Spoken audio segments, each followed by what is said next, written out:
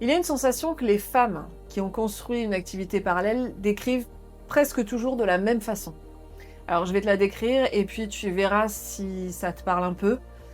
En fait, réellement, c'est pas de l'euphorie, c'est pas la liberté dans le sens où on se l'imagine, c'est plutôt quelque chose d'un peu plus discret et je dirais même un peu plus profond. Elles me disent souvent, tu sais Anaïs, c'est la première fois depuis longtemps que je me sens vraiment en sécurité.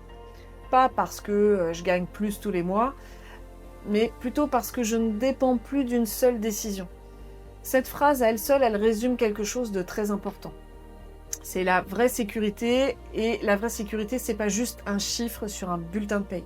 C'est un sentiment de maîtrise. De savoir que si quelque chose change, eh bien, tu as des options. Donc, voilà un exemple concret. Moi, j'ai une responsable marketing qui est d'ailleurs encore en poste, mais qui a quand même réussi à avoir 2 missions en parallèle de son job actuel, et elle commence à générer aux alentours de 1 500 à 2 000 euros par mois en dehors de son salaire, donc c'est pas encore assez pour elle pour partir, mais quelque chose a changé dans sa façon de vivre son travail. Elle est moins réactive aux décisions parfois incohérentes de sa hiérarchie, elle va aussi participer différemment aux réunions, etc. Donc en clair, elle a une option et ça change tout.